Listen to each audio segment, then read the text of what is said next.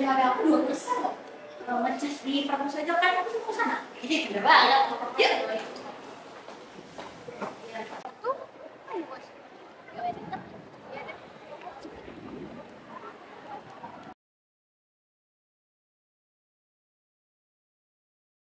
Tuh, baca. Iya, taksinya berarti. Yuk.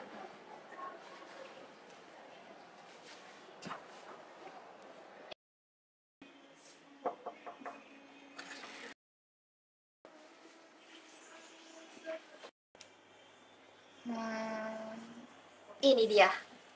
Yes, dapat.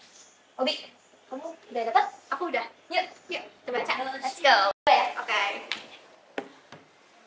Kamu baca buku apa? Nasionalisme Indonesia. Obi, kayaknya aku mau WhatsApp dulu. Tapi aku tinggal, boleh nggak ya? Nggak boleh, jangan bahaya kan. Emang kenapa? Nanti kalau kenapa-napa ini kalau konslet gimana? Si Obi. Banget ya, gak kuat. Kan, jangan. Udah deh, mau ganti.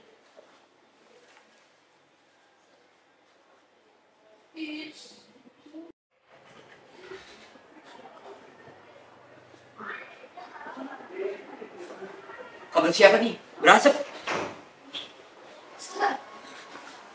Ini kabel aku, Kak. Obi, kenapa? Obi, ada berasap. Itu dicabut tuh, Kak, stop kontaknya. Obi, ya ampun.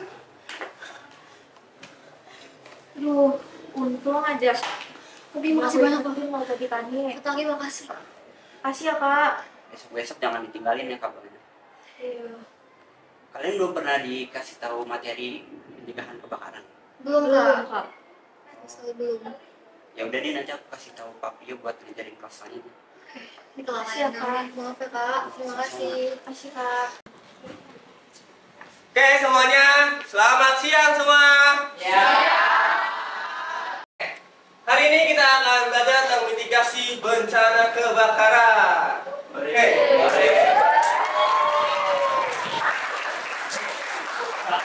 Nah, sebenarnya kita akan belajar tentang bagaimana mencegah kebakaran itu, teman-teman. Ya.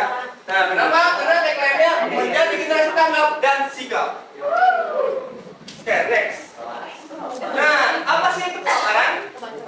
Kebakaran itu ada dua teori nih. Pertama itu kebakaran adalah peristiwa terbakarnya sesuatu yang tidak terkendali dan dapat menimbulkan korban jiwa, harta benda, dan lingkungan. Pada alamnya ada dua contoh, yaitu sambaran petir dan suhu ekstrim. Bagaimana kan sambaran petir itu menyebabkan kebakaran? Yaitu bila mana si petir itu menyambar pohon, lalu pohon itu terbakar dan bisa merambat ke sekitarnya. Nah, itu jadi kebakaran secara alami. Nah, kalau korsleting listrik itu diakibatkan oleh adanya arus pendek, di mana si kabel itu tidak bisa menahan beban, lalu dia terbakar, lalu menyambar ke bagian yang belum terbakar. Nah, itu adalah salah satu kenapa kok banyak kebakaran di rumah, yaitu karena korsleting listrik. Jadi si kabel itu tiba-tiba langsung menyala seperti lampu pijar. Nah, lampu pijar, pijarnya si kabel itu membakar bahan yang udah terbakar seperti apa? Seperti plafon rumah. Nah, makanya kebanyakan kalau kebakaran di rumah itu atasnya dulu kebakar, baru bawahnya. Nah, apa yang harus kalian lakukan saat kebakaran? Nah, pertama jangan panik. Dalam suatu mitigasi itu nggak boleh panik. Jadi kalau saya beranggapan panik itu sama dengan mati. Sama kayak kalau lagi gempa. Gempa itu kalau panik, insya Allah kan ketimpa plafon. Iya, serius. Jadi kayak gini nih, kayak gini panik, gempa nih kan, ini resikonya tinggi ya. Jadi kalau goyang-goyang, tapi kalau kalian nggak tahu bagaimana mitigasinya, insya Allah tibaan plafon. Yang sama kayak kebakaran itu dengan panik. Periksa instalasi listrik. Nah, sini nih, kebanyakan rumah itu kebakar karena korsleting listrik. Contoh kayak Kecamatan Tambora, tahu Tambora nggak? Atau Manggarai. Tambora itu kecamatan terpadat se Asia Tenggara, ada di Jakarta Barat. Nah, itu kebanyakan kebakaran apa? Karena instalasi listrik yang kurang baik. Seperti itu. Lalu jangan tinggalkan kompor menyala. Nanti saya pernah kayak gini nih. Ninggalin kompor menyala akhirnya gosong. Gosong tuh hampir mau gede apinya, itu nggak sampai seperti itu.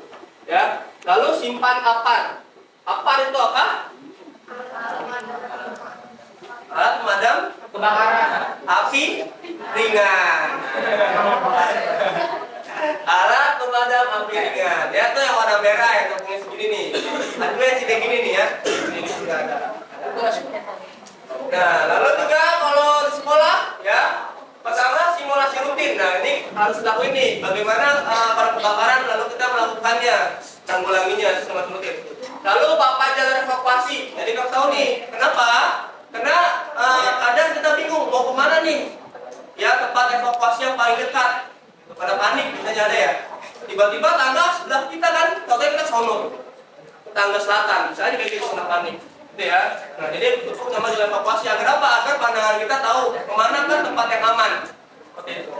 Lalu pelatihan penggunaan apar. Nah, ini yang penting nih. Kita punya, tapi kebanyakan kita nggak tahu cara makainya. Kenapa? Karena apar itu ada pin locknya. Jadi ada pin lock itu atau pin pengamannya. Nah, itu harus dibuka dulu. Nah, dibuka itu nggak megangnya harus benar. Kalau nggak, ntar kayak belalai gajah gitu-gitu doang. Jadi harus pegang bener lalu pencet. Kenapa? Karena biar tepat sasaran apinya. Ya.